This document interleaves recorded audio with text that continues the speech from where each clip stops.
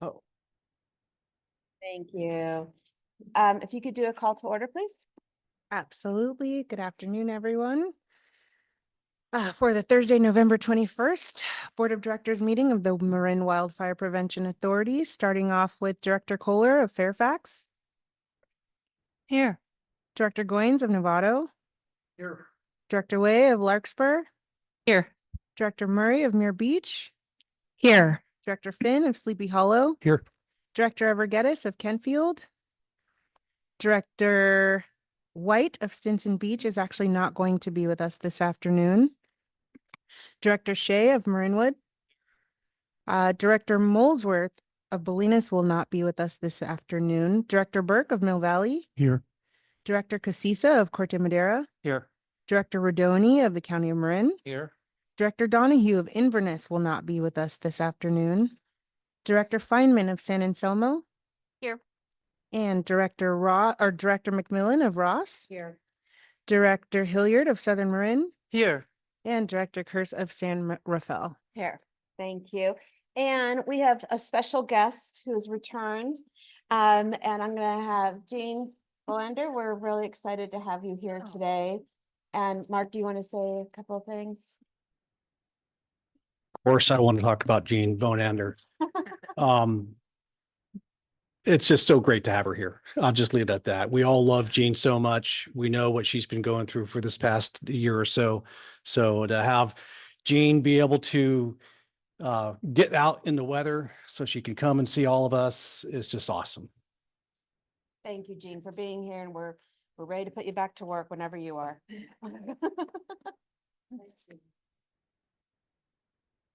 Thank you so much. See all the things I'd forgotten how to do. I don't believe that. Yeah.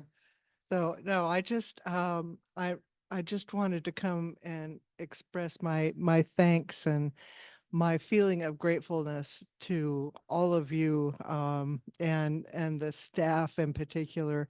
What a great support network of friends and colleagues and helpers and people who thought of me in my darkest hours and encouraged me as I came out of those darkest hours and really feel like I'm about 98% back. And so I am so grateful to be here, to be able to smile, to have my hair grow back in, which is it's just uncontrollable. It does whatever it wishes. And so, and for those of you who have been through life-threatening challenges, either yourselves or among your loved ones, I know you know what this involves. And I'm grateful to my medical help, but especially my friends and colleagues and family, many of whom are in this room. And I couldn't be more grateful to see you all again and to wish you happy holidays. I brought some goodies that are on the table over there from a jurisdiction that's not a member of MWPA, too bad. But hopefully they'll think about it at some point in time in the future. And so with that, I wish you well. I wish you a successful meeting and of course, lovely end of the year and holidays. Thanks so much. Thank you.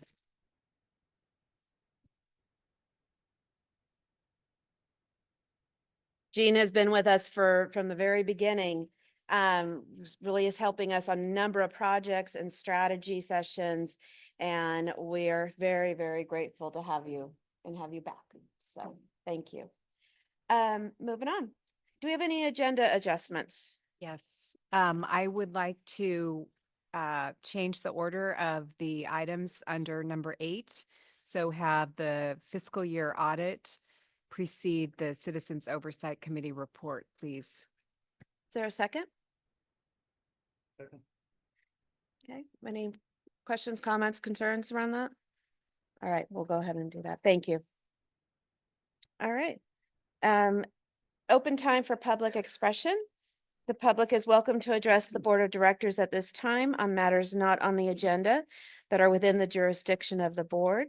Please be advised that pursuant to Government Code Section 54954.2, the board is not permitted to discuss or take action on any matter not on the agenda. Do we have any hands raised? And there don't appear to be any hands at this time. No hands at this time. Thank you. Please silence your cell phone unless you forgot it at home during the meeting. Mute your microphone when not reporting out. All right. Executive Brown. Executive Officers Report, please. Good afternoon, everybody. Thank you for braving the weather to get here. I know when I was driving, the rain rate was at about 2 inches per hour. So it was flat out dumping. And if we still talked in the terms of fire season, we would say that this is a season ending event. Nice job. Well done. Just a new season started, and that is storm fighting season. And in Marin County for the fire department, that's quite a busy season. I know that Santa Rosa had its second wettest day in 120 years yesterday. That just to give you an idea how much rain. I have over 8 inches of rain at my house right now. So did we make it through the summer without any catastrophic fires in Marin? Yes. Is it time to drop our guard? No. In fact, now is a perfect time to do a lot of work around your property. So our message to the residents is to not forget about wildfire threat and make it a year-round event to prepare for it. Speaking of events, we had the opportunity to attend the Red Sky Summit. And the Red Sky Summit is 2 years old now officially, but kind of 3 years old. What the Red Sky Summit is really led by venture capitalists and the Gordon and Betty Moore Foundation, bringing together venture capitalists, entrepreneurs who are in the new and emerging tech space within wildfire, and wildfire experts into the same room and have profound conversations, brainstorm with each other. They call them non-convention conversations. And in the morning, we had several panel discussions. Michael Wara from Stanford, but also a Marin resident, kicked it off. And then we had several panel discussions in the morning. One of them was on insurance. One of them was on public and nonprofit partnerships. PG&E talked about the tech industry. And there was another one about new and emerging technology. And then in the afternoon, we had 50-minute sessions where you had 12 topics to choose from times 3. And you would sit down, there would be someone that would facilitate the conversation, and they would just kind of lob the ball into the group. And each group tended to have 20 plus people or so. And you would just brainstorm around that and see what type of ideas percolated to the top. And then just as importantly, as any of you who've gone to a convention, it's not so much what is the content of the convention, but it's the people that are there and the connections that you can make there. Bruce Goins, myself, Todd Lando, Meg McCabe, we were able to give a synopsis of the Red Sky Summit to the ESP meeting. There is a recording if you're interested in that, but some of the key takeaways, and if I miss any, Bruce and Jen, please feel free. But one of the key takeaways is what Michael Wara started off with. He was looking back 5 years. Where were we 5 years ago? Where are we now? And where should we be in 5 years? And the picture that he painted was that we as in the state of California, the Western United States, have a long way to go in 5 years. And in a way that Michael can do it, he was challenging everybody in that room that you need to be part of that solution to get to that 5-year goal. I thought that was really a great way to start that session off, or start the day off with kind of, he was admonishing us all that we needed to be part of the solution. So I really appreciated that. The public, private, and nonprofit partnership I thought was really important to listen to. And there's a ton of lessons to be learned from the Tahoe Basin and how the Tahoe Fund and other nonprofits in Tahoe rallied around the governmental entities in the Tahoe Basin after the Angora fire. And for me, the biggest takeaway was, for nonprofits, they often see a closed door to the governmental entities. And we may think that we are opening the door to bring people into the conversation, but sometimes that's not what the nonprofits are perceiving. So it been said to me that we need to even be more out front and opening and inviting, and also kind of take a look at the posture that we're creating without knowing it, to see if we are really presenting that open door attitude versus a closed door attitude. And then it wouldn't be a wildfire technology convention right now if there wasn't a talk about insurance. So there were lots of in-depth conversations about insurance. That was one of the panels. Pascal Carcente from Rinwood was one of the panelists there, who has spoken to the board, and very interesting. And the takeaway I'll take from there is that in that space, Marin Wildfire is probably a couple years ahead of the rest of the state, and that's good and bad. We're the trailblazers, and sometimes we feel, instead of it being a leading edge, sometimes we feel like it's a bleeding edge. And then, not to pat ourselves on the back as far as being ahead of the curve, but the more we interact with people, the more it's clear that Marin Wildfire, the county of Marin, and all of our partners, we're a minimum of 2 years ahead. In some cases, we're 4 years ahead of other communities doing this work. And I think I could say that objectively, because when we're at these conventions, people are coming to us and asking us, and how did you get here? And then some of our vendors that we're using, they go, well, we just told this municipality to go talk to you guys because you guys are on the leading edge. So Bruce, anything you wanted to add? Thanks, Mark. That was a really good summary. What struck me 5 minutes into the kickoff of the conference after Bill Clerico, who is the entrepreneur that launched this thing, is that Michael Warr explicitly mentioned MWPA in his talk to 400 entrepreneurs and people of place, fire specialists. He explicitly held up MWPA as an example of what is possible, what can be done, and what is being done. And I think we all, Mark, you and I and others, Bill Tyler was there, also felt very proud. The atmosphere was cooperation, collaboration, open eye from the tops of the agency, the U.S. Fire Agency, the agency that oversees the United States Forest Service. They're all looking to, no one has the capacity to solve the problem. They feel that it is, reaching across the aisle, reaching across agency boundaries, reaching across landowner boundaries, public, private, nonprofit, is where the answer is. And the other thing is, there's some really cool technology there. There's machines that stuff that I used to do with a chainsaw and a Pulaski, now people do it like this. Okay, no, go this way and turn left and chop that thing down and light it on fire and then quench it.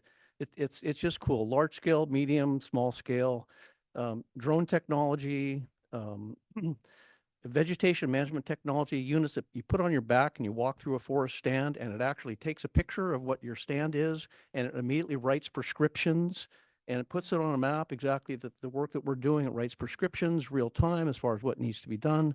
I mean, we're doing this, we're old school here still. So we have a lot to learn is what I want to say, but it was a wonderful experience, and I wish we could have stayed longer, but thanks, Mark. It was really a wonderful day. And then, speaking of networking, there is a group that is hosted by the California Natural Resources Agency called the Wildfire and Forest Resilience Task Force. They have quarterly meetings. Every other meeting is hosted at the CNRA headquarters in Sacramento. The other quarters, they meet at different sites throughout the state. And Marin County is going to be hosting the March Wildfire and Forest Resilience Task Force meeting. And we're talking about the lead policymakers, lead regulatory agencies, and the people that are leading the state in this space go to these task force meetings. So we threw the pitch out there to see if they would let us host, and they jumped on at the opportunity to let us host. So it'll be March 27th to 28th. And we're looking to do something they haven't done before, and that is to have a keynote speaker the night before the main meeting. And so we're targeting either Governor Newsom, Senator McGuire, or Congressman Huffman for the keynote speaker the night before. So The planning team is working hard right now to set up the agenda, and during the morning, it is on day one, it's panel discussions or presentations. During the afternoon, a networking type scenario at lunchtime. Then in the afternoon, more guided conversations. And then the next day is site visits. So we'll host some different site visits throughout Marin County, Sonoma County, and some of the Bay Area counties. So we're super excited about that. When we first launched our current website, we made sure that we were fully ADA compliant. But as time goes on, as ADA compliance rules change, and as we made amendments to the change, we weren't always completely aligned with our ADA compliance. So we just completed an overhaul of our website. We are in full ADA compliance now. In fact, we've gone beyond that, and there's a little accessibility button that people can click on and configure the website so it's fully accessible to anyone who needs to get to it. Speaking of accessibility and Spanish translation, or as you see, I put interpretation because a lot of it is more interpretation rather than translation.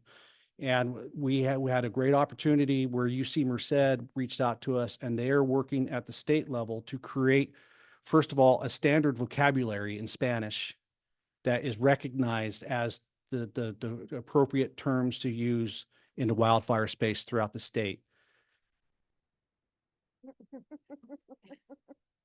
Sorry. To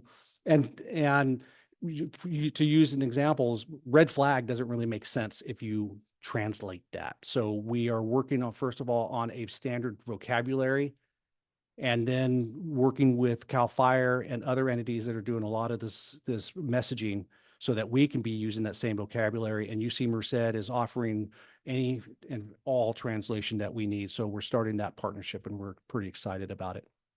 We did launch a new video of Could It Happen Here with Fire Safe Marin, whereas a lot of our videos can be open to the bigger audience. This video is really about could it happen in Marin, and what is the history of wildfire in Marin, and then what is Marin Wildfire doing with its member agencies to make sure that history doesn't repeat itself here in Marin.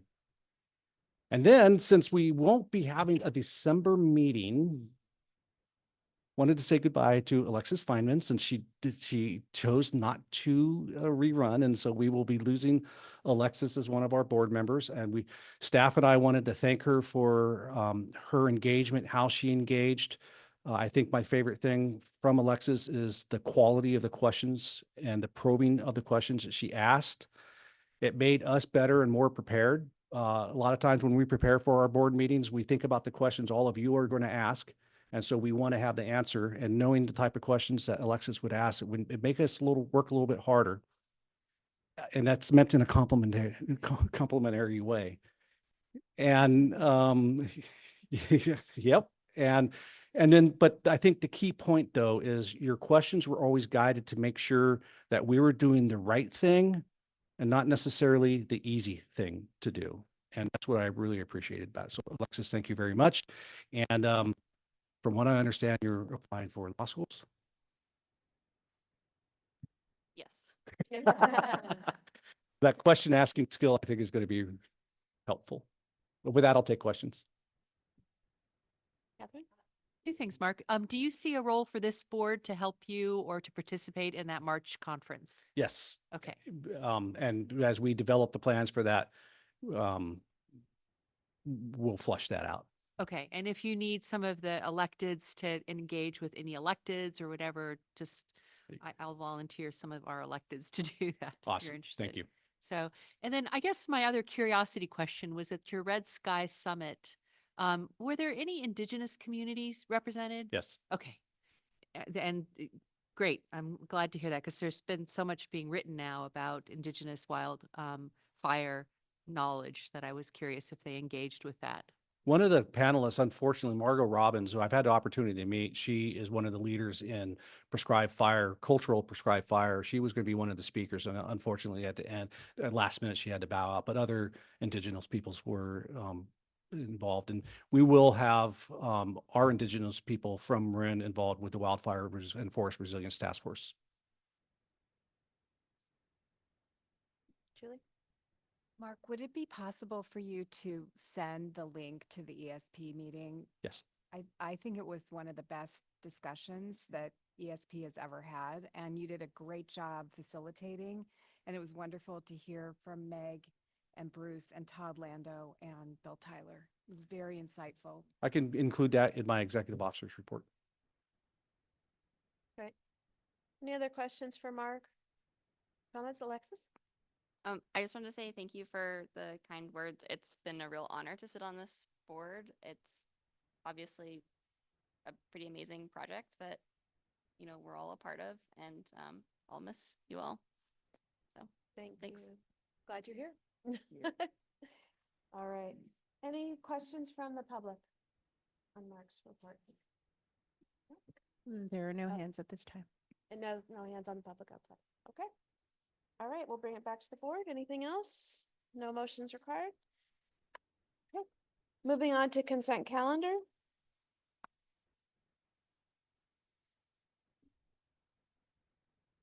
Opportunity for the public to. Okay, On item 6F, adding a new salaried person to our roles.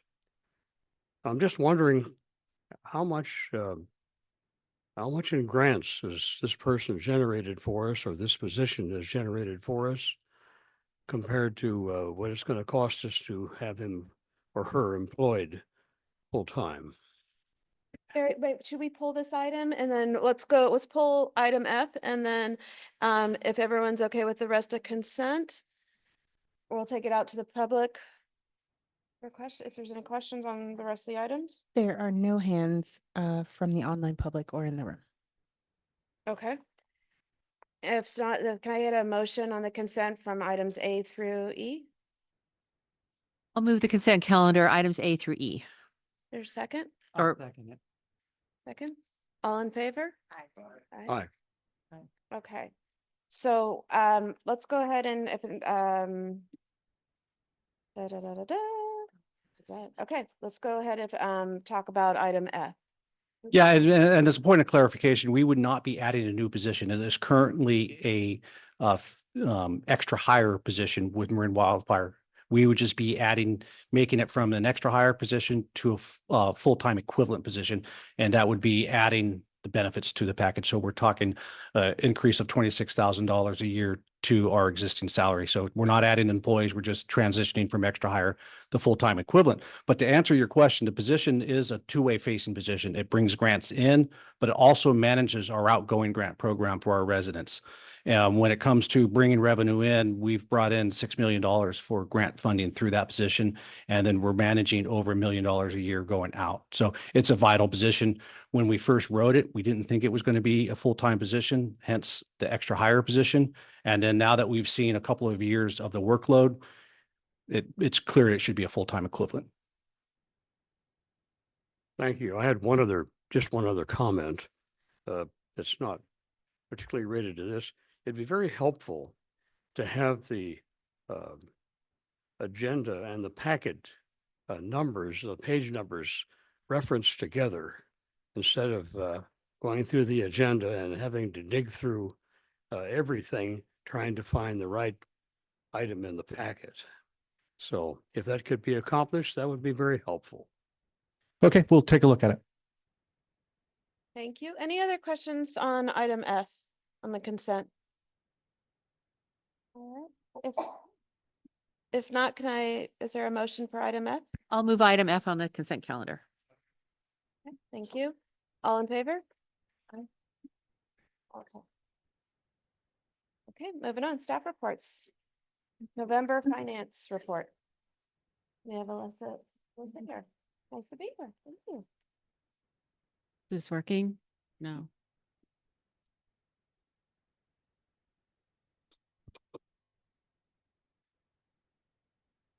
Good afternoon, Board of Directors.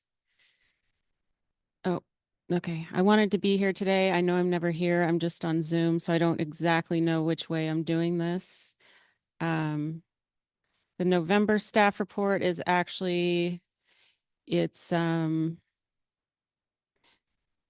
nothing really of note in the report. I'm actually here to talk about last year's closing budget, but I did want to add to piggyback on what Mark said, that I love working for the MWPA, and I was in my hometown of Santa Barbara last month, and it was woody. It was lots of vegetation around, and Marin County just looks so clean compared to that. So you guys are doing a great job.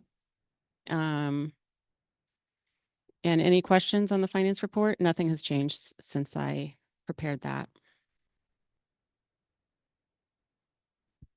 Are there any questions for Alyssa on the finance report?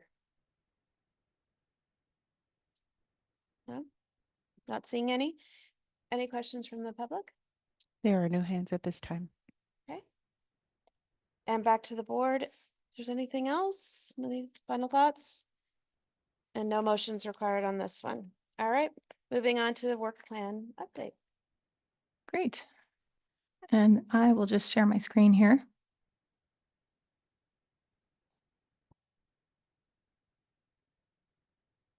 All right, great.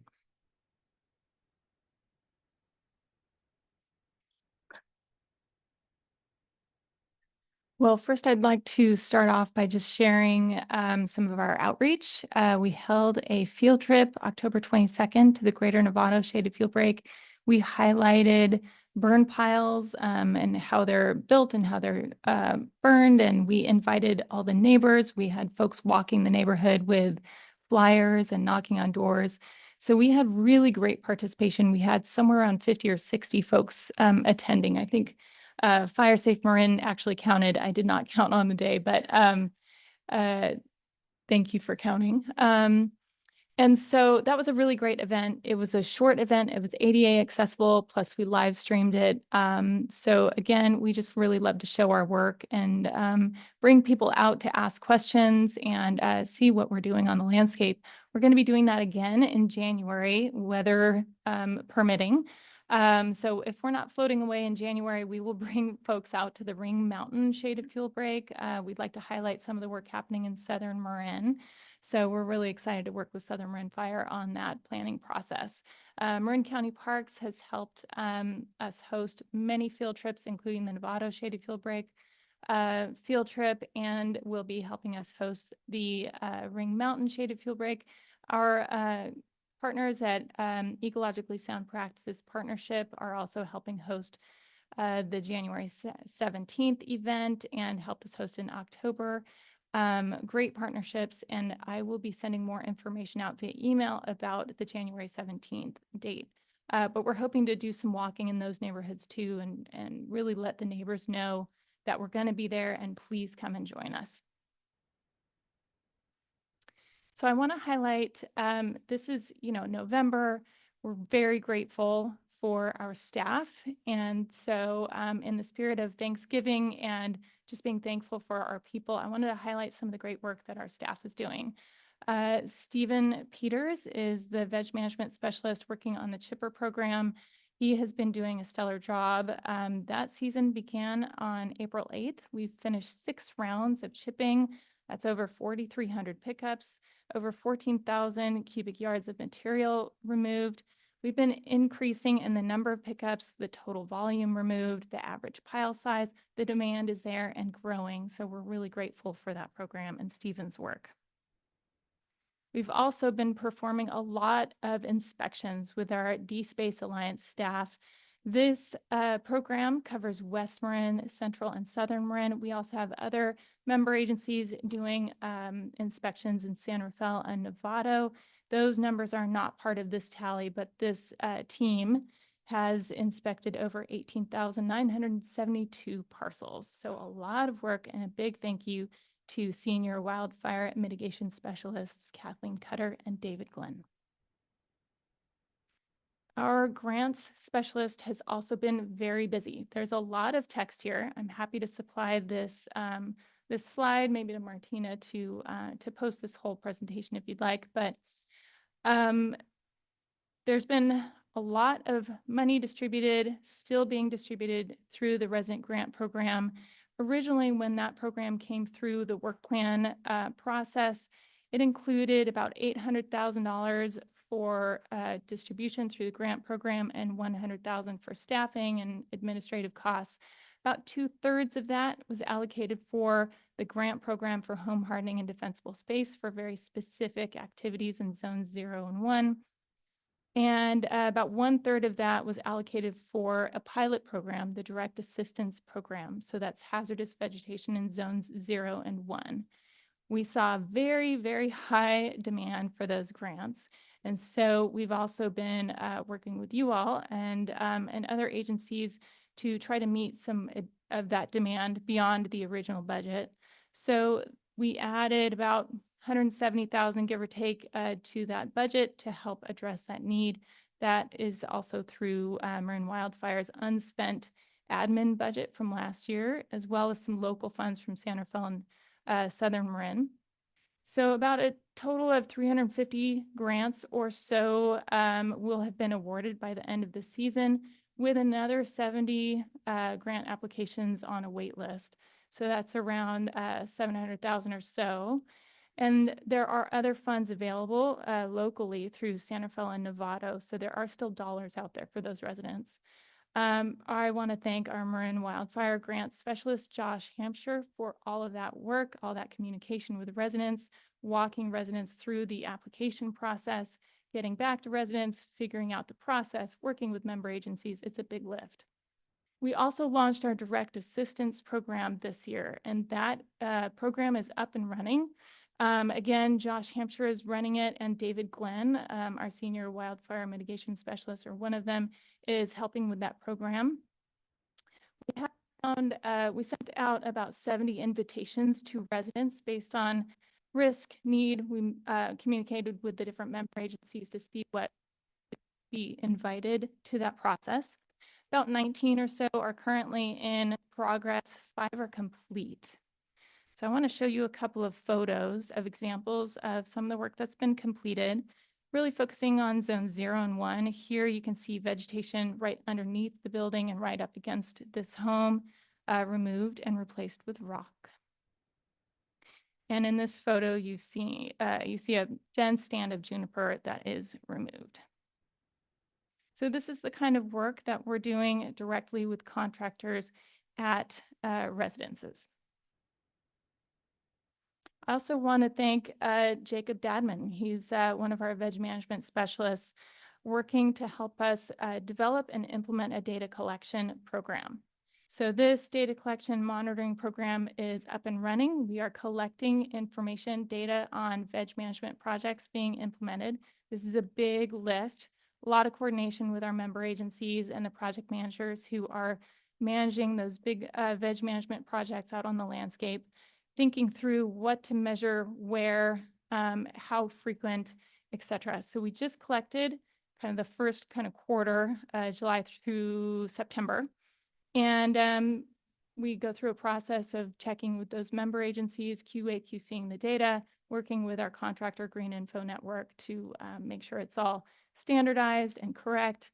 We're collecting, polygons, of course, veg type treatment activities. Invasive species are a big piece of what we do, so we're collecting information on invasive species. We're also working on photo points, so set locations within project areas where you go back and take photos over time frequently. And so this program is up and running, very exciting. We're also talking about other monitoring activities that we would like to add on top of that. We wanted phase 1 in place and up and running first before we added any icing to the cake. So now we're talking with member agencies about additional activities, and stay tuned for more information on that in the future. I also want to give a shout out to Ted Briggs, one of our veg management specialists that has been managing the contracting. So we've been working to support our member agencies to streamline contracting for veg management projects. And so he's been working on those master services agreements that came to you back in January. So we have 11 master services agreements in place, and we have task orders underneath those MSAs that are totaling around $8.7 million right now, 17 different agreements for different projects, different phases of different projects with a number of different contractors and agencies. We also have another contracting process This is for pre-qualified contractors. And Ted has been working on that as well. I also want to thank Martina Wilson and Megan Holt Acevedo, who is also supporting this program. This is a big lift. It's a lot of logistics, and thinking through all the details has been huge and time consuming, but also really beneficial for our member agencies. I want to highlight some of the veg management happening under those contracts. This is on the Greater Ross Valley Shaded Fuel Break. You can see a dense stand of broom that has been removed next to this home. So very dense. Some of these stands of broom are old growth, 11 feet tall. And then we're going through with a hand crew, hand cutting, hand pulling this broom. So data, big deal. We're doing a lot in the data world. In addition to collecting actual data on what we're doing and where, we're also looking at all the tools that you've heard about here and there, the models, the tools, the evacuation, ingress, egress, risk assessment. We're digging deep into those tools with our member agencies and thinking through how to not just talk about science, but how to actually on the ground incorporate that science into decision-making for our projects.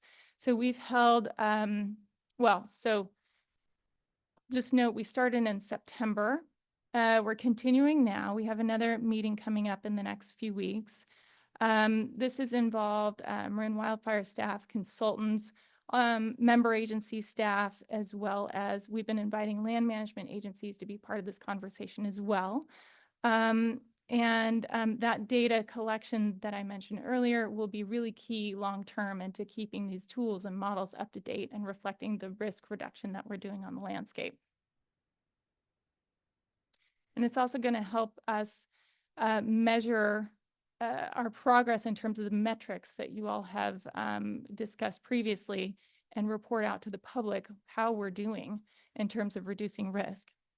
So this process has incorporated modeling related to fuel break risk assessment, the pathways modeling that we've talked about previously, on parcel risk assessment.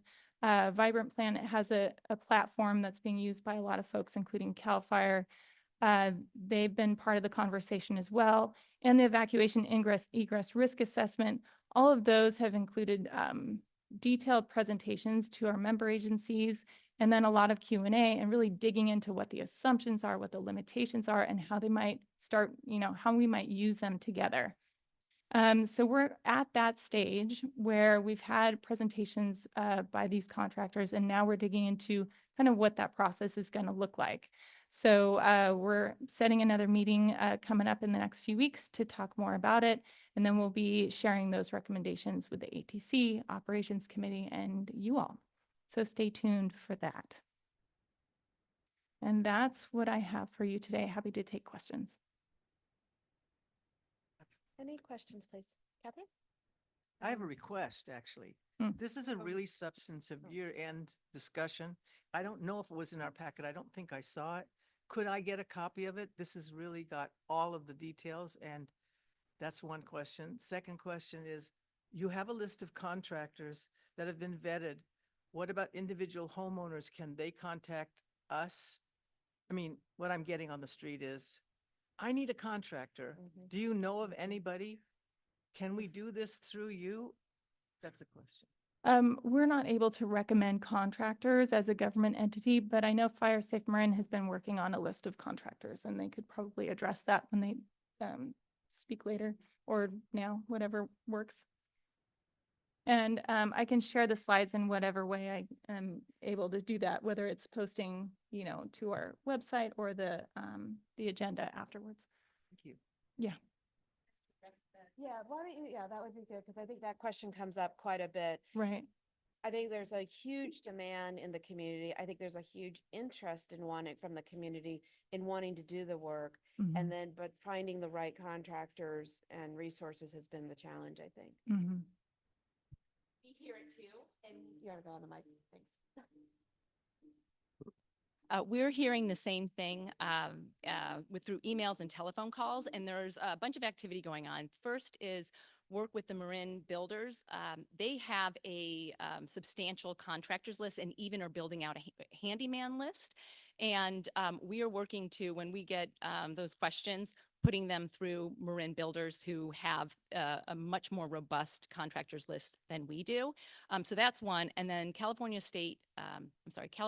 Fire Safe Council, they just recently did a call for applications from vendors to apply because they're building out a list as well. And that's coming in early 2025. We're expecting to see that. So that's getting circulated. And then the third thing is IBHS, through their Fortified program, they're also building out a contractor list. And if you go in and you poke around, you can see that there's just getting started with that. So a lot of people are hearing it, and there's a lot of work behind the scenes to answer that question. Right, thank you. Yeah. All right, other questions? Let's go back to Barbara and then Julie. Yeah, well, thank you for, first of all, the presentation. Having worked for government for a number of years, you actually can recommend contractors. You have to give a list of 3. You can't recommend one over the other, but it sounds like that's all handled. I want to say thank you, particularly for the resident grant program and allocating additional money, which is close to $1 million now with the additional allocation. I'm wondering, do we have, I know the program was even better utilized this year. Do we have a feel for what it would take to really make that even more whole for the next work plan, so we aren't in this mode of allocating additional money? I know the money runs out so quickly, and I really do think that this is the area that all the other work that we do is so important, but this is where people, it's on the ground. The CHIPPR program, the resident grants, is where when we go to reauthorize this tax, that's going to be more what people remember than some of this other stuff, because that's where it affects me. So just a question for you, Anne, do you have a feel for what would be kind of a round number that we ought to consider allocating for next year? Yeah, that's a great question. There has been huge demand for the resident grant program. Certainly, grant applications were coming in fast and furious within, the first minute that the program was opened. So I need to talk with our grant specialist about that and discuss with the ATC and Operations Committee. We do already put, I believe I put in the staff report, a little over $2.5 million towards D-space home hardening, direct assistance, and voluntary abatement. And that's because we really do value that home out, house out approach. But we need to figure out what that would look like and discuss with our member agencies. We have 70 people right now on the wait list with grants that are not yet funded. Those grants are generally costing around $2,000 a piece. So if you do the math, that's, $140,000, I believe, if I'm doing the math correctly on Zoom here. So yes, there's unmet need currently. Okay, And that is a well, discussion we thank you need to very have. much, and I hope that for the next work plan, we can allocate even more, because it really is meaningful, and all the work is meaningful, so it's hard to figure out. But thank you so much for the hard work. Thanks for your question. Julie? Yeah, thank you, Anne. There's so much great information and all of that. It's like a good report card. And I was thinking that we haven't done a Marin Voice piece in a long time, and it may be great to have paragraphs of each of the sections that you discussed, showing the results over the past year. I think that would be really helpful. And we're also going to be starting on our annual report coming up here very soon. So you'll hear more and we'll have more opportunities to share out what we've been up to. Any additional questions or comments from the board on the work plan update? Thank you. And there are no hands at this time. This time, all right. We'll bring it back. Nothing, no, nope, okay, we're moving on. All right, action items. We're gonna switch the order. We switched the order as part of the agenda. We're gonna go ahead and do the financial audit. update. And Mark's gonna provide the update on this one. I'm going to start it off and then hand it off to Badawi and Associates to deliver the full report of the audit. But as you saw in our packet, we did receive our audit, very clean financially. There was one significant finding, and that had to do with some of our oversight. And it was a similar finding as what Southern Marin Fire had, which makes sense since Southern Marin Fire does our finances for us. And it has to do with the depth of the number of people that we have. And in essence, when Elisa would have to make an entry into the journal, there was no one provided oversight of her entry that was made. And so what we've done is we reached out to the town of San Anselmo for their director of finance to provide, and we'll set up as a quarterly basis that oversight to make sure that there weren't any inappropriate mistakes or anything that happened. But with that, I'll pass it off to Badawi and Associates for the delivery of our financial audit. Great, thank you. All right. Good afternoon. My name is Ahmed Badawi. I was the audit partner on the Marin Wildfire Prevention Authority. And today I'll present to you the results of the 2023 audit. If it's okay with you, I will share my screen. I have a small presentation. So I will go ahead and do that. Let us know if you're able to, and if not, we'll fix it. It looks like I'm able to. Perfect. Thank you. All right. So you should be able to see my screen now. And again, this is a brief presentation just to summarize to you the scope of the audit, procedures we performed, the type of opinion we issued, and so on. So I'm going to start here and let you know what the agenda is. I'll let you know who the engagement team was, what were the deliverables and the scope of our audit, areas of primary audit risk, the type of opinion we issued, and a summary of the numbers in your financial statements. Some of the required communications as your independent auditor, just a very brief overview of the new accounting standards coming your way, and that would be it. So as far as our engagement team, this was the composition of our engagement team. I was the engagement partner. We always have a quality control reviewer. This person is in the background reviewing our work, making sure that we adhere to professional standards. They also provide a second review of the financial statements. We had a manager and a professional staff assigned to the audit. As far as the deliverables and the scope of our audit, we were mainly engaged to provide an opinion on the authority's basic financial statements. We're also engaged to communicate with the governing body, which is what I'm doing today. And also we issued a letter addressed to the board summarizing this communication. And then finally, as you just heard, also the communication about the significant deficiencies in internal control. So that was really the scope and all of our deliverables. As far as areas of primary audit risk, so most of the areas we have are pretty standard in most audits, so nothing really unique to MWPA. But the first area is risk of management override of controls. And of course, in any organization, since management is the one responsible for designing the controls and putting them in place and overseeing them, they're oftentimes in a position to override them as well. So we design our audit procedures to try to mitigate or at least minimize that risk. And these are just some of the procedures that we perform, mostly focused on making sure that we assign more experienced people to more complex areas of the audit, that we don't let the authority know in advance about everything we're going to do, that we try to incorporate some element of unpredictability in the procedure, looking at the accounting principles being used, making sure they're consistently being applied. We do testing of journal entries prepared by management. We review estimates prepared by management. We evaluate business rationale for any unusual transactions. And also we do procedures for identification of fraud and related parties transactions. Another area of significant risk is improper revenue recognitions. And again, auditing standards by default consider revenues to be an area of a higher risk. So again, nothing unique for MWPA. Actually, as a matter of fact, auditing revenues in MWPA is relatively easy because we are mostly relying on confirmation to confirm the Measure C taxes from outside parties. Excuse me. As far as the auditor's report and some of the numbers in your financial statements, So for our auditor's report, the reports state the standards that we followed, and those are the generally accepted auditing standards. And it's an unmodified opinion.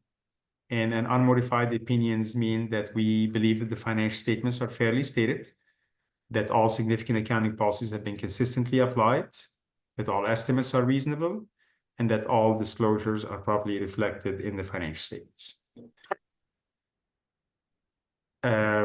Just a summary of some of the numbers in your financials. This is like a 30,000 foot view of your financial statements. On the slide here is composition of the assets. And as you can see, there's mostly cash on your balance sheet as assets. On the liability side, there are some accounts payable, some accrued wages, some vacation and sick leave amounts. But obviously the significant one are the accounts payable towards the end of the year. And just looking at revenue over expenses over the last 3 years, this is in millions. So the first year was 9.3 million. This year is a deficit 2.3. I do want to just highlight that I think the first year there were collection and not a lot of spending. Second year, the spending started picking up. And then third year, obviously, the spending is exceeding what was collected in the current year. And that's why you're seeing that deficit 2.3. But you're really spending from money that you have collected in the past. And anyways, just wanted to explain why you're seeing that trend. But nothing concerning is what we expect to see. As far as required communications, just wanted to highlight to you our responsibilities as your auditor. We are mostly responsible for providing an opinion on the financial statements. We are also responsible for evaluating internal control over financial reporting, evaluating compliance with laws and regulations, ensure financial statements are clear and transparent, and then finally communicate with the governing body. Management have responsibilities as well in this process.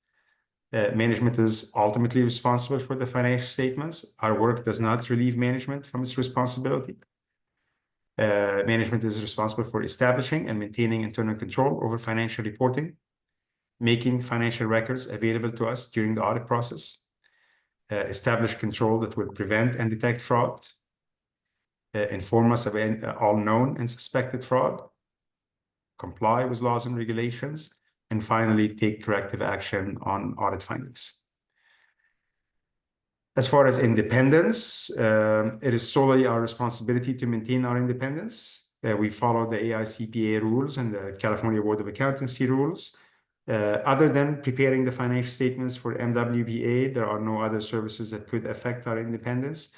Obviously, preparing the financial statements is a service that can impair our independence if we don't put safeguards in place.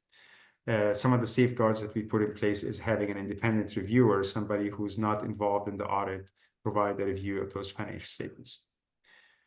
As far as timing, we believe that the audit was performed in the time frame communicated in the engagement letter. As far as significant accounting policies and unusual transactions, so there were really no unusual transactions, but as far as significant accounting policies, those were the standards or the accounting standards that were due to be implemented during fiscal year 23. I don't believe any of them applied to MWPA, but they were at least entertained to make sure that they don't apply. As far as management judgment and accounting estimates, so some of the numbers in the financials can be estimated. Fair value of investments, allowance for any uncollectible receivables, and so on. So for any estimates, obviously, we evaluate the basis behind those estimates. As far as difficulties encountered during our audit, we're pleased to say that we encountered no difficulties. Felt that management were very responsive and understanding of our role as the auditors. Significant audit adjustment and unadjusted differences. We're also pleased to say that there were no adjustments or reclassifying entries, which means that we have agreed with MWPA records. And then we had some deficiencies in internal control over financial reporting. The good news is that we don't have any material weaknesses, which is the most severe classification of a deficiency. we do have a significant deficiency relating to the segregation of duties in certain control areas. And as mentioned earlier, obviously this is due to staffing, and I believe that management have addressed that issue. Finally, I'm not going to bother you with this, but this is a listing of all the new accounting standards that are coming your way by year of implementation. So 2024, 2025, and 2026. Of course, I'm happy to answer any question on those new standards.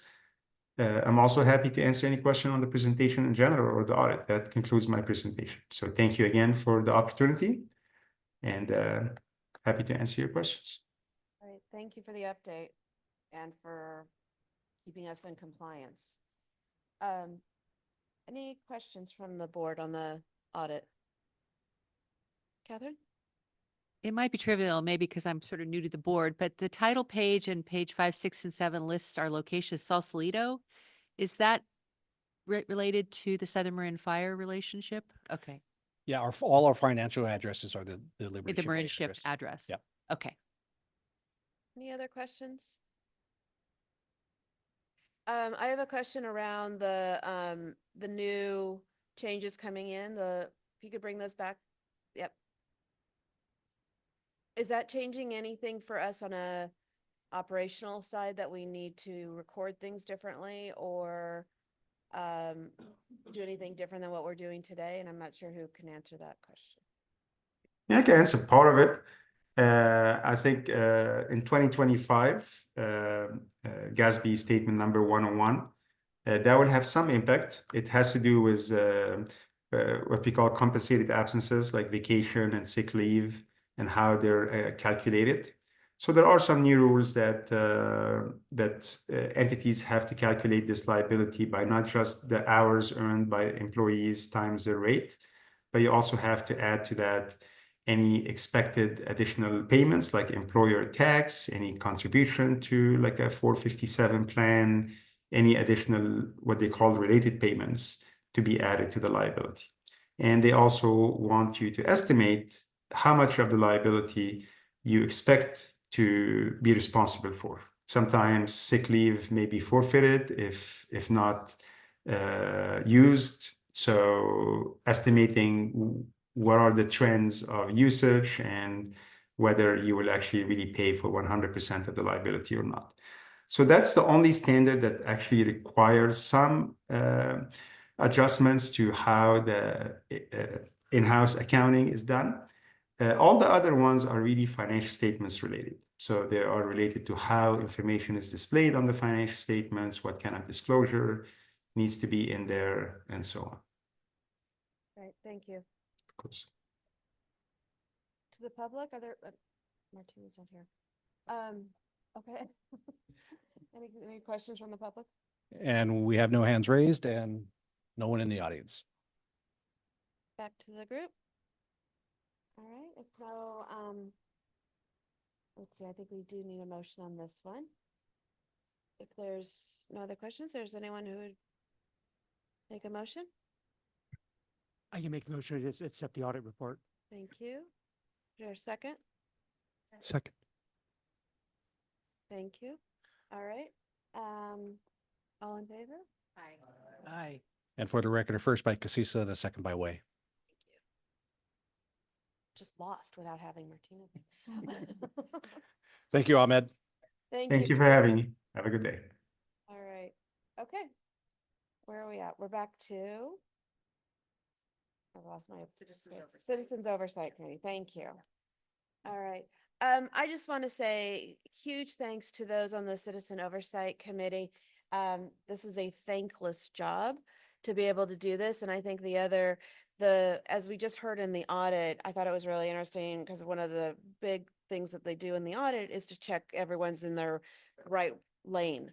Is everyone doing the right thing? And that's where I think the COC and the board of directors, and we talk about ATC and ops. One of the way we have our structure right now is everyone has their lane, where the board of directors really is focused on strategy and policy. When we talk about COC, the oversight committee is financial oversight.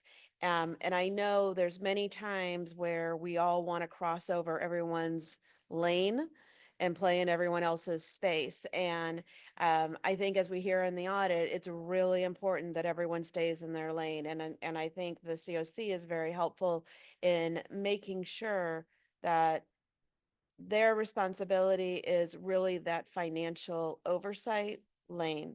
And so it's a good catch, and I really appreciate all the work that has been done in this space and will continue to be done. And we do have openings, and so again, the applications are open until the end of the month, November 30th. So, and with that, I'll hand it over to Mark.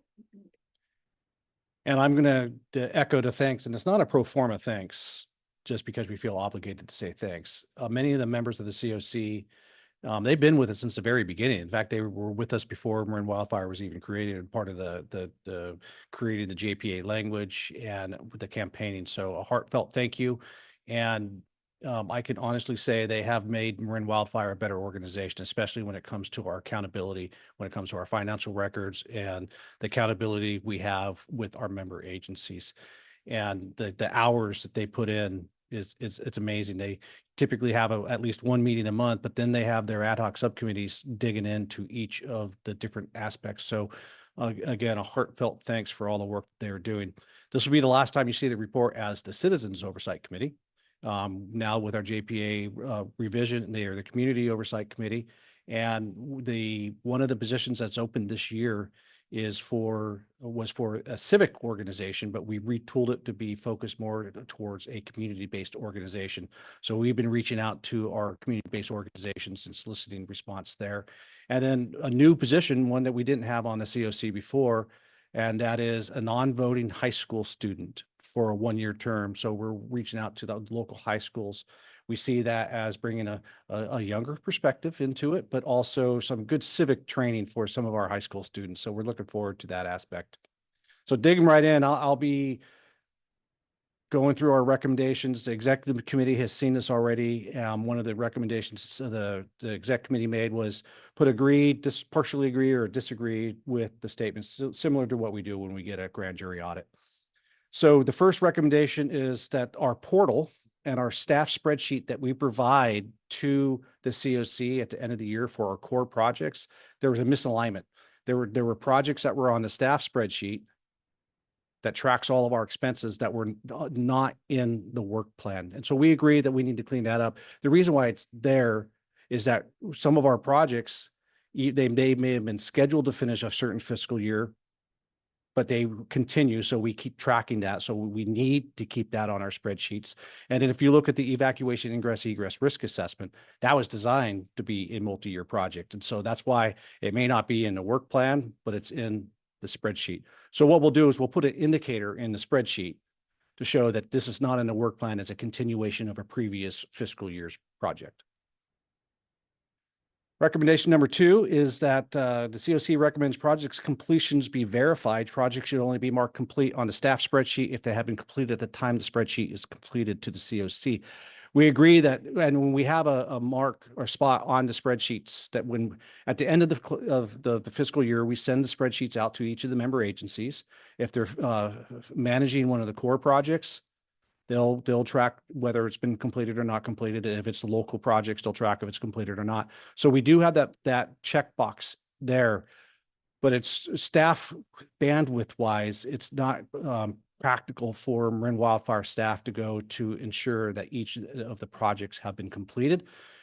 We see quite a few of them through our interactions with our member agencies, whether it's meetings, whether it's work environmental compliance, or helping get contractors onto the property. So we see a lot of the projects, but they're coming behind our member agencies after they say it's completed for us to verify it's not logistically reasonable. And so that was for the reason for the partially agree. Recommendation number 3 is recommends the explanation column of the staff spreadsheet be used to provide an explanation as to why projects are over budget by 10% or more. We did disagree with that because we feel we already have that in place with our spreadsheets. If they're going over budget, we already cover that. And then for some of these forever type projects, I'm looking at Bruce right now, and it makes me think of the Greater Nevada Shaded Fuel Break. We may get all the way around Novato. That doesn't mean the project's done. So it's a forever project. And so determining what is on budget and what is not on budget is kind of difficult for those forever projects. But we do have for projects that did have a set amount, we do track and we do evaluate why something went over budget or why it was sometimes under budget. Novato had a project that went vastly under budget. So we don't agree with having a threshold. We prefer the process that we have, that we evaluate each case on a case-by-case basis. Recommendation 4 was very similar to recommendation 3, and that's the explanation columns should be used to show that when the extent of the project changes, for example, signage not included for a garden as originally listed. A lot of these projects, they go through different iterations, and again, with Ann and her staff interacting with our member agencies, a lot of that is already tracked holistically. But if there's significant changes, in fact, you guys had a significant change on your consent calendar today for funding for a project. So I think we have the mechanisms in place as needed. The COC recommends projects such as demonstration gardens should be tracked and evaluated to capture lessons and show effectiveness, including measurements of results to assess value prior to approval of similar projects. The COC notes several additional demonstration garden proposals and upcoming work plans. We partially agree. We definitely want to track the effectiveness of all of our projects, and we have that captured in our 5 goals. This specific goal would probably land within a little bit of goal 4, which is our public education, goal 5, and that is our defensible space goal. So we have metrics to help track that. As far as additional demonstration gardens, we feel it's important to have multiple demonstration gardens so people can see gardens within their local communities. They don't have to travel as far. But the good news is that our vegetation management specialists across our member agencies communicate often, and a lot of these projects are designed together. Lessons learned are shared while they're developing these projects. And if you ever need me to slow down, just let me know. Recommendation number 6, the COC believes that each member agency should immediately provide an updated 2-year attestation that includes the amount of any restrictive cumulative unspent funds as of June 30th, 2023 and June 30th, 2024. This attestation should be signed by the executive officer and the head of the governing body for each member agency to be reconciled to MWPA records.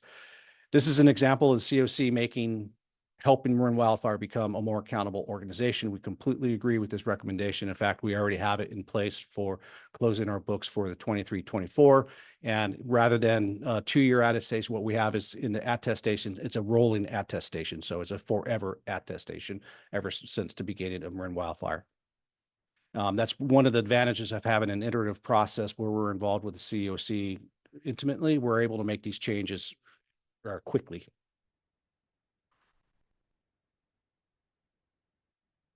Recommendation number 7 is that the COC recommends we withhold distribution of local and DSpace funds if we don't get reports in a timely fashion from our member agencies. We agree. We actually have that built into our disbursement policy when we first wrote it several years ago. Unfortunately, last year we withheld the first payment to almost half of our member agencies because they were not getting their financial reporting to us on time. It was suggested that I be less nice to our member agencies. We have 16 of our 17 member agencies have given us the reports, and we have a time of when that 17th agency is going to be giving us our report. So we will not be withholding any funds this year. Again, some of the pressure pushed by knowing that the COC is looking at all of our work has helped generate this compliance to getting these reports in on time.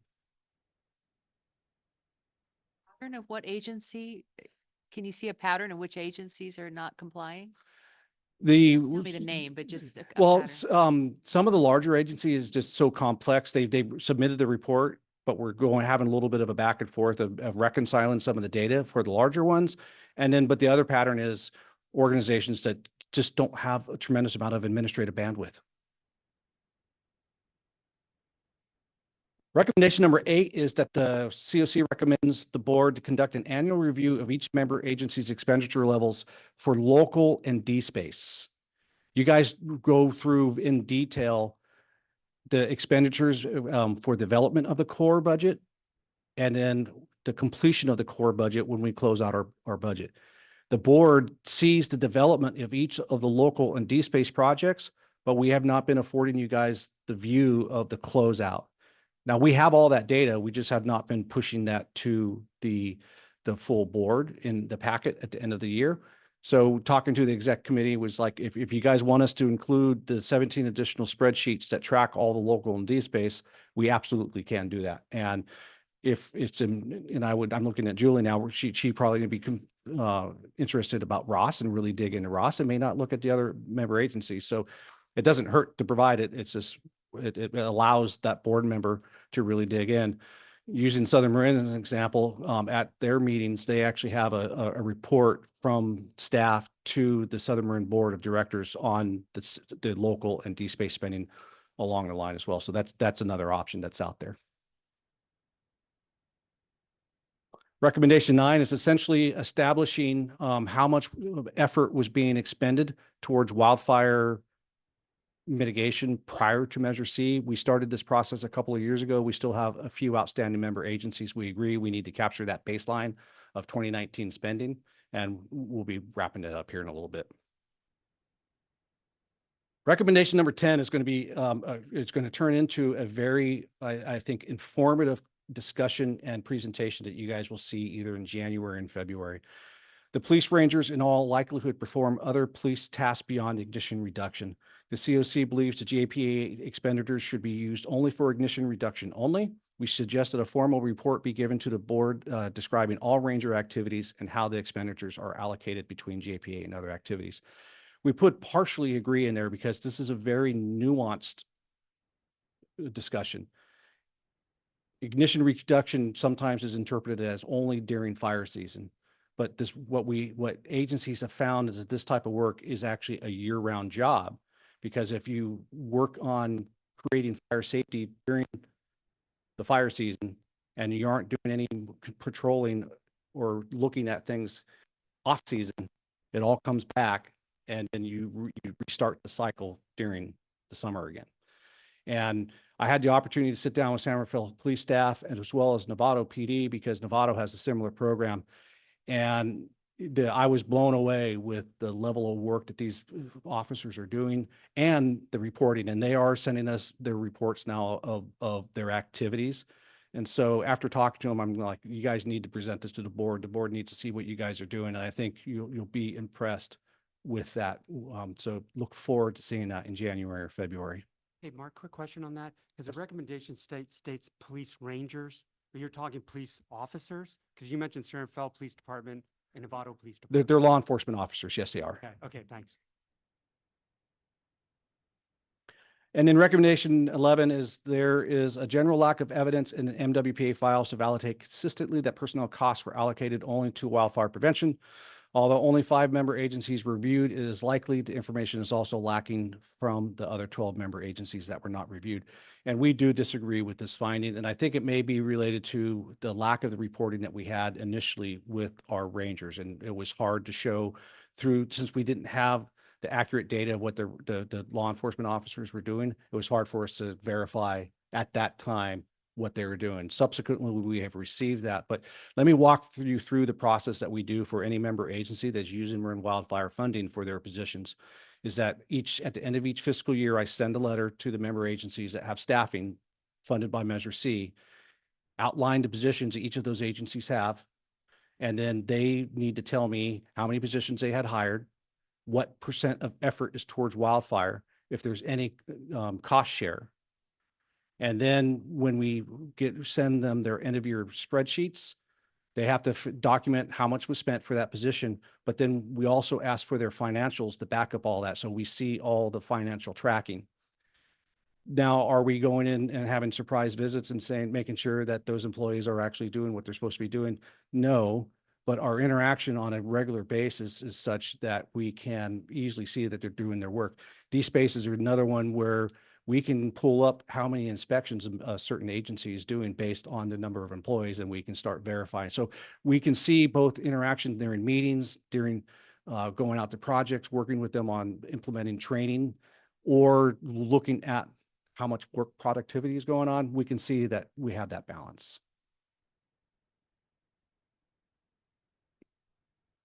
And then recommendation 12 is recommends the MWPA staff collect and assist this information for member agencies within a reasonable amount of time.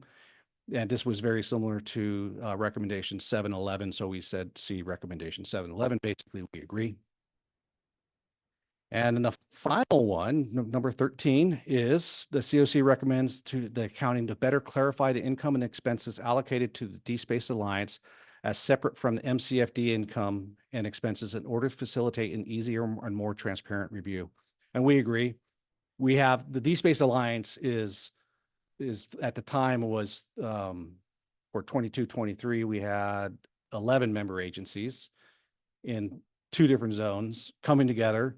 And some people were employed by Marin County Fire. Some people were employed by Ross Valley Fire for this fiscal year. So the commingling of the budget was difficult to track. And so we've already worked on a cleaner spreadsheet for 23-24 for them to be able to see the expenditures. We also have the additional challenge that we budget on the fiscal year, but the defensible space inspection season is on a calendar year. And so we end up having to bridge and blend fiscal year and calendar year. So we feel that we have an easier to decipher spreadsheet for the DSpace Alliance this year. And with that, I'll take any questions. Any questions from the board? Barbara? Yeah, going back to the police that are doing this work. What I wasn't clear on, I mean, I understand there'll be a presentation, but is there documentation in the files, for example? I don't know how many each agency has, but for those people, the number of site visits they do or whatever that would make it clear that they are doing ignition work. For example, at Ross Valley Fire, we're looking at filling our, I don't know what should we call it now, emergency preparedness person. And rather than charge 100% to MWPA, we think 10% of that time would be working on sandbags and things like that. So we're 90% is allocated to MWPA because that's most of the work. And then the rest of it would be that way. So do we see that kind of documentation? We do. We have an extensive spreadsheet coming from San Rafael PD that tracks their daily activities and says, you know, what they did, where they did it. And they're actually starting to get it into a GIS format that we're actually be able to start mapping their work as well. And Novato PD has been having a similar daily activity log. And when it comes to if they are going to training that is not ignition related, they have not been charging to the Marin Wildfire expenditures. They've been charging to their home police department. And then I've already seen, and this will be part of the presentation, I've already seen an improvement in relationships between law enforcement and fire when it comes to arson investigations. It used to be really difficult if we, as the firefighters, felt we had an arson case to get law enforcement on board. Now with this integration, we're seeing a stronger relationship and a more aggressive stance from law enforcement towards charging people with arson. So I think in the long run, it's going to have a tremendous benefit outside of what we've been looking at. Just one follow-up. So I think you mentioned San Rafael has a very robust sort of system and Novato has a little different system. Is there any way to get them to have similar systems? We're working on that right now. Okay, I think that would just be helpful because at some point, you know, people may be looking at the specifics of what we have in our files. So I think that would be helpful. Yeah, they've actually were, when I had a meeting with them, they were brainstorming how they can steal from each other to improve their report and then bring them into alignment. Okay, thank you very much. Any other questions on the COC report on the board? No, not seeing any. Oh, I just have one question. I know from looking at the minutes that we're losing a couple people on the COC. Larry Chu has reached the end. Who else? Is there other The folks? positions that are up this year is the Central Marin, West Marin. Just Larry Chu. Right. And so Larry Chu terms out. The West Marin position is, that position didn't term out because she wasn't in the first year. And then the community-based organization is currently filled by Jenny Biggs, but she doesn't term out either. So they could be returning as well. It's really, for right now, we're losing Larry Chu, who's been so critical. So I'm hopeful that maybe we could do some sort of recognition. Absolutely. Because what I think he brings is his financial expertise, as well as really, I know the COC, some folks have wanted to go beyond. And I think one of the things he and John McCauley have done has tried to bring people back. And I'm not saying the rest don't do that as well, but I know the two of them do a really good job of trying to make sure that we stay on what the JPA and the measure really looked at. So. And as the finance committee knows, we actually have a table we call the Chu table because Larry Chu developed it. Just wanted to tell you, we got him on LAFCO as a public member because he really brings a lot to the table. Thank really you. does. Thank you. All right. Any questions from the public? We do have one comment at this time. Right. Mr. Minikis, you should be able to speak. Hi, good afternoon, Larry Minikis, and I agree with Barbara. I'm sorry we're losing Larry Chu. He's been incredibly valuable. And I want to acknowledge Mark's report and thank him for it and wish you all happy holidays. And with that, thank you so much. Thank you. Any other? And there are no further hands at this time. All right. Thank you. All right. Any other? Oh, Sorry, Alexis, please. I wasn't waving it. Thank you. I just want to just offer an observation, which is that really most of the recommendations, whether or not they agree, have to do with not the core work of the agency. I mean, I think the ones that are for core work are really kind of minor. And there's really good responses. And I do, and I know it's come up in the past, and I've shared in the past, and so have others, but as MWPA matures and eventually looks to renew its funding, I think really getting a sense for, the core and the agency, the authority itself, what it does, and the local relationship is going to be really important, because I think a question like that folks may have is, would it make sense? Does the structure make sense? Or should it be like all MWPA, all, like, what's the right balance there? And I think that some of the information that at least the COC is requesting, whether or not it's, whether or not MWPA agrees with the request, is really speaking to that.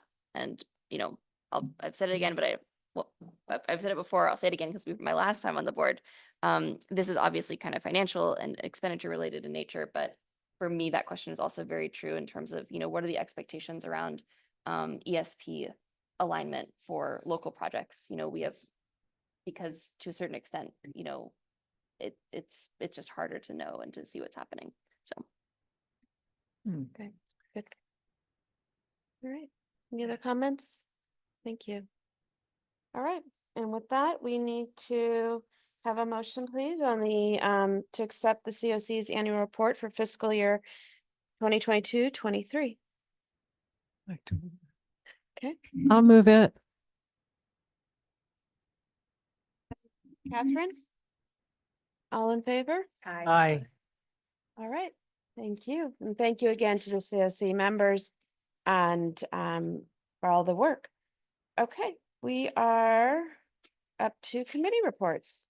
Fire safety room. Look, she's already there. All right. Thank you. Yes. Thank you. Good afternoon, everybody. My name is Jen Gauna, and I am really pleased to be here live. It feels really good to be out of how we normally show up in Zoom. And so as Fire Safe Marin being the primary source of Marin Wildfire's public education and outreach, I'm really pleased to be here to deliver our annual report. I'm going to talk about the work that we did this past year, and then I'm going to pass it over to Meg, who's going to talk about, give you some insights and look at what's ahead. And Mark, if you will click forward to me in just a second. Okay, so before we jump into the annual report, I wanted to acknowledge we haven't been in front of you for a couple of months. There should be 2 reports in your packets, September and October, that report out on education and outreach activities. And this report, we revamped it because we know there's a lot of demand on your time and your attention, and it really isn't designed to easily scan through it, get top level information that you need. And those little light bulbs are intended to just call out information for you that might be important, significant, or in some way, we want to kind of raise the flag and say, hey, look at this. And so each report is followed by a series of data boards and metrics as well. So with that, I'd like to jump over to our annual report. So I'm delivering this on behalf of our team, and it is, our team is just amazing in that they're small, it's a small team, hands-on work. Everyone is all in, they have huge hearts, very hardworking, and they are 100% dedicated to the mission of MWPA and Fire Safe Marin. And I just want to say that because while I am lucky enough to deliver this to you, the work that you see in here is all of our team. So with that, this is a flip book. It's easy to share and hopefully look through. And it covers the period of July 1, 2023 to June 30th, 2024. And so when we put this report together, we had the challenge of and the opportunity, I guess, of looking at how do we present this information to you to say, how are we educating the public on wildfire prevention and preparedness, and are we having an impact? And so in the report, we kind of oriented it around these 3 major high-level themes of preparing residents' community for wildfire, creating fire smart yards, and hardening homes for wildfire resistance. And so with that, there were a few themes that kind of emerged that you'll see that we'll present throughout. So these themes of collaboration, consistency, expansion, varied educational experiences, and synergy. So if you want to flip, it should have 2 pages. Okay, and so where are we now? This is an executive summary, and I won't read it, but it is a wonderful, succinct overview of the work that we did last year, Fire Safe Marin's role here, and if you're sharing anything, that's a wonderful piece to share. And if we flip to the next page. This is a reminder that these goals and objectives, I think this is goal 4 for Marin Wildfire. This is really our mandate and drives the education and outreach that we do. And how we do it is through these 18 initiatives. And these are the initiatives that we report on to you each month. And what I'd like to do here is pull out one of them, because the key thing that I'd like to hammer home here is all of these initiatives are interconnected, and there's synergies within them. And oftentimes they spark an idea for something else that we might do. So in looking at the home evaluation support, so Fire Safe Marin supports the home evaluation program. And how it shows up in these other programs, so in the ambassador program, that's our in-person events, tabling. We have ambassadors out that are talking about the home evaluation program. They are sharing information, signage that says open your wildfire risk report. They're able to direct residents who may have questions about that to the appropriate people. In terms of bilingual content, the advertising campaign and the PSAs that we did to support that program were created in English and Spanish. The FireWise communities, we hold monthly FireWise leaders meetings, and within here, we promote that program there. We share top level information with these leaders who then in turn go back to their communities and help with outreach. Through social media, in Marin Wildfire social media channels, we help promote that program. Within Fire Safe Marin's social media spaces, we try to promote the content around that program. So things like attached fences, gutters, vents, we try to provide content around that supports that program. There's a lot of content in our newsletter that's informed by the home evaluation program. So on and on. Each of these programs the support that we provide for the home evaluation shows up there. So we can move to the next. And I probably should say, so Ember Stomp on there has an asterisk, which you'll notice is Ember Stomp was held outside of this fiscal year, and the funding for Ember Stomp is separate from the funding of what we're presenting to you today.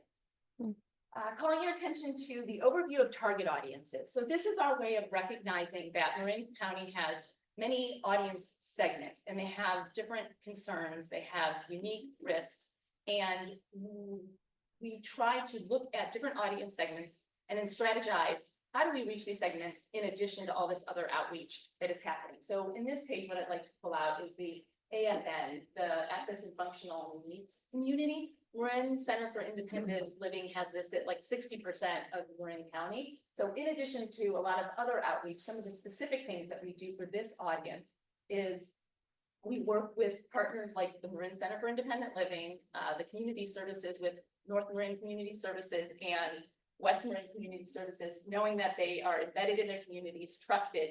And so we have the channel to deliver information that way. We have physical kiosks in places like the Vivillon Center, which are seniors for non-digital audiences. Those kiosks are also in some libraries.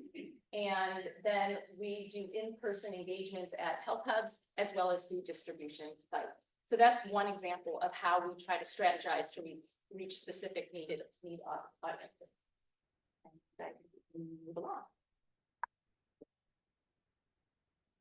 In the beginning, I was saying that we oriented this report around three major goals: preparing the community for wildfire, and fire smart yards, and hardening the home. So in this section, what we'd like to call out is that we use a range of educational experiences, and we leverage our in-person events, we leverage digital engagements that we do in partnerships to prepare all residents, and programs that are packing a very big punch: our community ambassador program, Firewise, YouTube, and social media. And just to speak a little bit about the community ambassador program as a reminder for everyone, this is a network of people who are trained in the basics of wildfire prevention messages, and we draw from firefighter recruits, the seasonal defensible space inspectors, fire safe Marin staff, Firewise leaders, community members, and even some elected community members, and they table at events. Last year, we did 73 events, and we did 8,000 direct two-way conversation with residents. And the face of who these ambassadors are is really varied and representing of Marin County. And the pie chart in the middle just kind of shows you the distribution, geographic distribution of where those events are. The YouTube and social media, the key points there is the video viewership this year has exploded from last year. Last year, I think there were about 50,000 video views. This year, it went up to nearly 80,000. Another kind of data point is that's 4,600 hours of video viewing, and that's fantastic. And so then with social media, we are seeing more people follow. So last year there were about 6,000 within just Fire Safe Marin's followers, and now this year are about 8,000. Once you count in the Marin Wildfire, those numbers go up even further. And then the last thing I'd like to say about this group is the Firewise leaders. Firewise leaders are investing millions of dollars and thousands of hours in activities in their communities, making them safer. And an important thing to note is that there are many Firewise leaders. There are many Firewise leaders that have started to tap the community ambassador program, saying, can we please have some resources at our community event? Can you please send us a presenter? Can you please send us some resources? And we have the ability to do that through this program. And that's very exciting, because what we learned was that Firewise leaders are very active out there, and they are doing things in their community.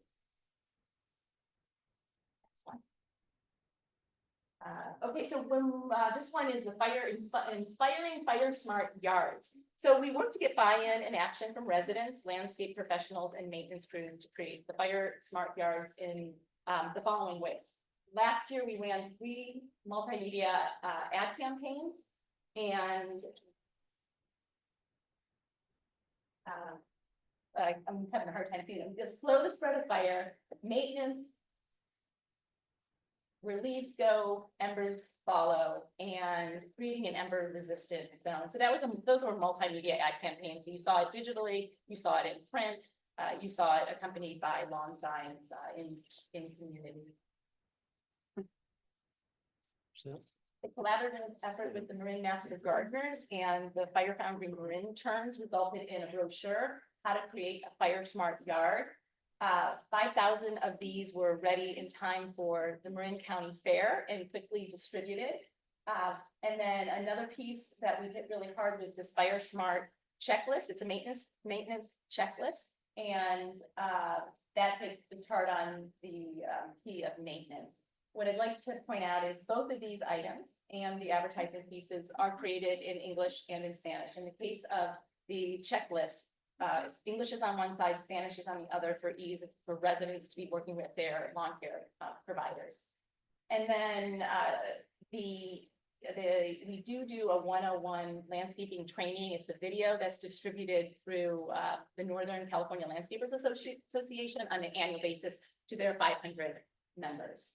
And then lastly, throughout the year through our newsletter, we do many articles and content within the Fire Smart Yard space that appears in the newsletter, and then we work for social media. So these are just some of the ways that we are trying to inspire Fire Smart Yards. Great. Hardening homes for wildfire resistance. So here, Fire Safe Marin supported the home evaluation program, as I was saying earlier, and this was started off as a wonderful collaborative effort between Marin Wildfire, Fire Safe Marin, Fire Aside, all the member agencies to come together and come up with some consistent branding, key terms, and consistent messaging, and resulted for Fire Safe Marin's part in this advertising campaign of Open Your Wildfire Risk Report. And this one, there was a full-blown advertising campaign that ran in about middle June. And this was also in conjunction with the work that the DSI program is doing and Fireside is doing in the direct engagement to residents. So as there's direct engagement happening through these other programs, the messaging that Fire Safe Marin is carrying forth in the advertising, everything, there's a thread that runs through it. We also created some supporting printed materials, a description of the program, and some door hangers that came out of that. Other high impact collaborations, the Marin Builders, we did some advertising to their group in their annual resource guide that was 160,000 copies were distributed to homeowners, the CDA, and at select retailers. In addition to that, an article about home hardening strategies written by Fire Safe Marin accompanied that piece. The relationship with IBHS, the Institute of Business and Home Safety, is a very cooperative one. We draw on their expertise for the content that's on Fire Safe Marin's website. They have wonderful fact sheets that we share out. We do a lot of collaborations through social media. And then of course, they showed up in a very big way for Ember Stomp in bringing their side-by-side burn. And they did a lot of work to get media attention. The last part on this I'd like to draw attention to is the wildfire retrofitting guide. So this piece is based upon a study that came out by Headwaters in April and was co-authored by Steve Quarles. And it was a 50-page report. And what we did was we produced this piece to make it accessible for a much broader audience. And it was ready in time for Ember Stomp. And it also informed the home hardening demo area of Ember Stomp. And it is currently being translated into Spanish at this time. And then switch.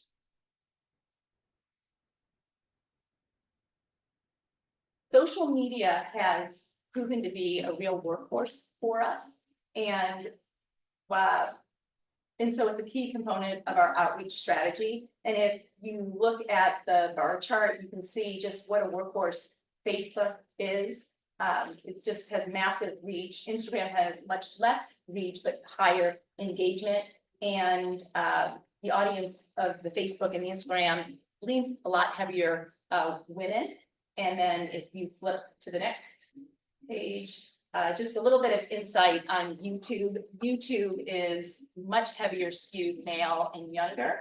And just tremendous growth on this space with the videos that are out there. And then you can see at the very bottom some of the most popular ones: Mark making it downhill alive, Todd Lander with eucalyptus, and the soffits and eaves, which continues to be very popular this year. And with that, either I can take questions or I can give it over to Meg and have her give you a look ahead at what's to come. Thank you,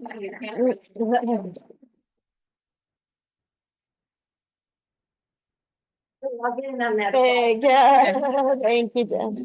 I'm Meg McCabe, and it's real pleasure to be here with all of you face to face, and especially around Thanksgiving time, because when I was lucky enough to go to the Red Sky Summit as well, and I was filled with gratitude for living in Marin, and especially because all of you wonderful, smart, dedicated, experienced people are leading the way to make our community safer. It was notable in every conversation I've had. And one of the things that I was thinking of as Mark gave his summary was people kept questioning, how can we scale up what Marin is doing? And we are a very fortunate and unique community, but it is something that I think about, and I think it's something that we all need to really think about. How can we share and broaden the lessons that we're learning here? And with that is kind of a good segue to what's happening next at Fire Safe Marin, because really what we do is we look at all of the things that Jen just shared with you and many activities, and we try to say, okay, what were the lessons learned and what do we do with that? And so we begin by where we start every year, which is the goals of that are given to us by the Marin Wildfire in the outreach and education segment, and also how do our programs support all of the other goals. And we look at the array of resources, programs, and partnerships that we have as the interventions, as the educational interventions. And we collect all of this data about our engagement, any anecdotal, and how much participation we have. But the real answers come in, like, what do people do with this information? And then we feed this into the data that Marin Wildfire is collecting. And we'll never have a causation effect between education and what people do. But we have a correlation along with all of the other interventions that are happening. So you have to look at education as, we think of it as, what do we want people to know and to be able to do to mitigate their risk and with wildfire? And what do we need to motivate them to action? And so with that as a mandate, we look at all of our programs and we line them up and we see, what are we doing against all of the goals? One of the things moving ahead we want to do is to strengthen our partnerships with member agencies and community organizations through shared initiatives. We've seen a great deal of progress with this in the last 5 years. You know, one of the wonderful things is we've had by and large, pretty consistent group working together, getting to know each other's perspectives and understanding how we can work together. And we've seen, especially in the last year, we've seen a lot of really good projects and collaborations, especially out in Novato and North Marin Community Services, and with the Marin Wildfire, especially as Jen pointed out with the home evaluations program. We'd like to do more of that.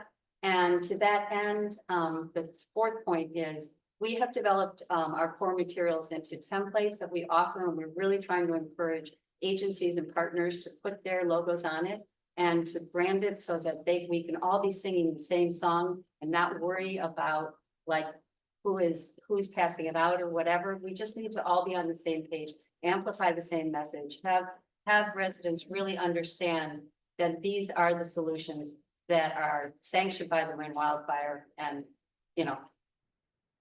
go out and do. The next thing number 3 on our list is to apply the lessons learned from our community ambassador program to enhance the Firewise groups. For years, we have been struggling with how do we get our arms around this very loosely organized national program, but we support them. It's been a kind of a difficult struggle. And through our work with the ambassador program, we have really learned that we've got to get a two-way, systematic, trackable, nudgeable, way to keep everybody on the same page. And so we're taking the spreadsheets and the systems that have grown the ambassador program so successfully and applying them over here to the Firewise. And we're already seeing a really, a lot more activity and maybe it's even a lot more of our awareness of the activity. I think in many cases, we weren't capturing all the things that were already happening, but then to be able to recognize it, of course, it inspires more. Then at 5, we were thinking to activate industry leaders through ongoing home hardening and fire smart landscaping trainings. And this gets back to the point about the need for contractors and to match homeowners with contractors. And one of the things that we're doing in February with Marin Builders is we are doing a webinar training. We were going to do it in person, but they said they really needed after work hours and online would be better to encourage more people to participate. And we're going to mark the first one around growing your business with wildfire resiliency in mind. Our contact at Marin Builders said that the builders really didn't see the ADU demand coming at them and they were not prepared. And the first few that were ready for that made a mint. And she's saying that really, if we could bring it out to people to say, this need is here, there is a real demand and everybody that gets on board is really going to make out in this world and do a great service for us all. So we not only want to make people aware that they can do the handyman work, but we also want roofers to get involved with trying to make sure that whenever they're roofing, they're looking at the gutters, they're offering the eaves. If painters are out there with their ladders, they're up there and their beds are there, to try to extend services. The YouTube partnership, Jen mentioned, is really a really fantastic advantage this year because as a YouTube partner, we're in a status of creator because we've hit over 4,000 viewing hours a year. So that means that YouTube promotes our videos. And as YouTube promotes the videos, that extends the reach and then it extends the demographics. So we're seeing a much wider audience looking at our videos. Let's see. Creating a visual and anecdotal narrative capturing the positive changes happening across Marin. I don't know if any of you saw it in the New York Times today. There was a story about, it was basically on the health crisis, but it was the headline had something to do with the world's on fire. And it was talking about the fact that people are exhausted by all the crises being fed to us. That it's the opium epidemic, it's COVID, it's, climate crisis. I mean, these are all real crises, but people get absolutely paralyzed. And so it's very important that we show success, that we share narratives of people doing work, of showing how these things, you can show the Miracle House in Maui, but we don't need Maui. We've got miracle houses that were on Miracle Mile that actually really helped stop that fire. So we need to show real people doing the work with real successes. And this is one of the things that the Marin Wildfire has been really actively feeding us photographs and stories. And Kathleen Cutter has been inviting people that she's seeing doing good work through the home evaluation program, saying, would you like would you like Fire Safe Marin to contact you? And many of the people have reached out saying, yes, they'd be happy to share their stories. And finally, and most importantly, we are preparing for the renewal of the Marin Wildfire. There's really 2 threads that we carry with us in all of our messaging. The first is about what we want residents to know and to be able to do to mitigate their risk. And the second is what we want residents to be aware of and to value in the Marin Wildfire. Not only for laying the foundation for the renewal, but also for the trust in the solution. And that if they really see that what all the activities that are happening and that they can appreciate that we are safer today than we were 5 years ago. This is an important truth that we are really working on in a strategic way to lay the foundation. You'll see the upcoming theme for January will be the network of shaded fuel breaks. And it's going to be, have you seen the change? And so we're looking at, have you seen the change, and pointing to things that Marin Wildfire has accomplished. So with that, questions for Jeremy? Questions? Yes, please. Comment and 2 questions. My comment is, wow. The sophistication, diligence, and productivity of your team is astonishing. And the impact is real. So thank you very, very much. My first question is, would you be willing to share some of your expertise with our Emergency Preparedness Commission in Mill Valley? Our challenge isn't being prepared, it's preparing our residents to be prepared. We've invested enormous resources, as all of our agencies have. Many good tools are in place, but it's really unclear what our residents know and what they'll do should the emergency come. So I'd love to get your guidance on how to do a better job in our locale. Thank you. Second question is, as you work on the sort of contractor referral program, or whatever you want to call it, the secondary aspect of that is the wide variability in pricing and estimates around tree removal. And if you, as a non-governmental entity, could put your oar in the water to provide guidance on trees of certain circumference, certain height should cost between here and there, depending on. Well, but that's the fundamental obstacle that every homeowner faces. And as people get older, they become even more reluctant to engage in that. So if there's some way to crack that code, I think that would be a great accomplishment. One of the things that the Headwaters guide did extremely well was doing costing out the retrofitting elements Mhm. for the 7 sides of the house. Right. They did kind of good, better, best, which is a nice way of looking at things. You know, you don't have to have the most expensive thing to actually have it be threshold effective. So, but the way Fire Safe Marin is looking at doing this is, instead of us being that intermediary, we're going to put buttons on our contractor page. We say, these are the things that we would recommend you do when vetting for contractors. And then Marin Builders has a thing, get a quote, and you can then click it and you can start comparing the quotes. I wouldn't feel that Fire Safe Marin has within our scope of expertise, that to try to parcel out, you know, a tree pricing. But I think that if we have the throughways for residents to be able to do that, to get those quotes, to see things in an easy way that they don't have to make 20 phone calls and wait for people to call them back. I think we can be that kind of facilitator. So that's where we're looking at it. We're actually hoping that we're not going to be carrying a contractor list on our page, but we're going to be referring to here, here, and here.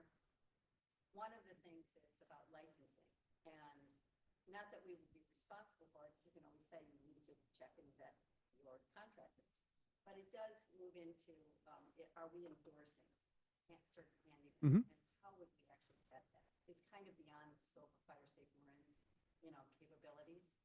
But I think you're right in terms of how do people know? And I think that the way we have to know is get 3 quotes.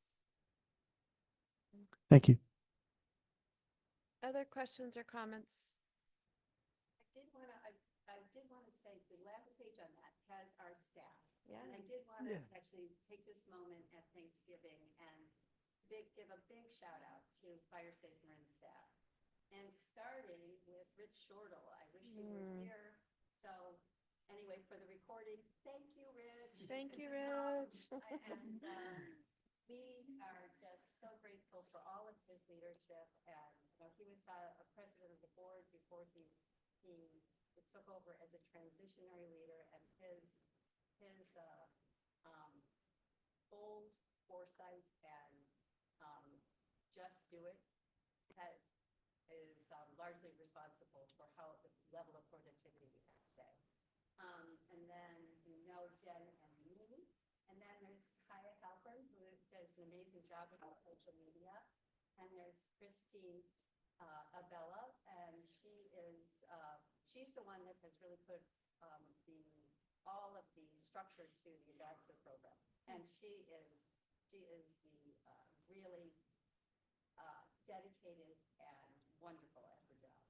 And then John Colson has been the Firewise leader, and Jessamine Heiss is new to our organization, and she is just a fantastic addition. She's a brilliant writer. She is our community outreach manager.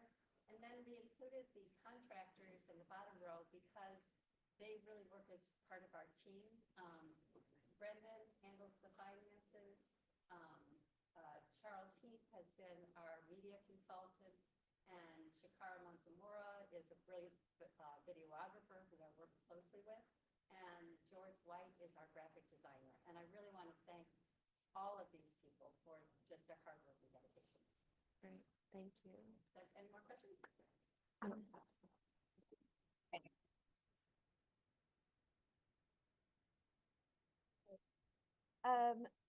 Any questions Thank from you. the public?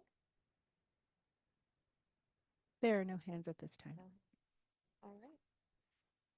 Anything else? It's between this and cookies. All right, no motion required. Thank you. There are a number of information items as part of the agenda that you can go see. And do we have any requests for future board items, agenda items? No, not seeing any. Just a reminder, no meeting in December. So we're adjourned. We will be meeting back in January. Thank you to everyone.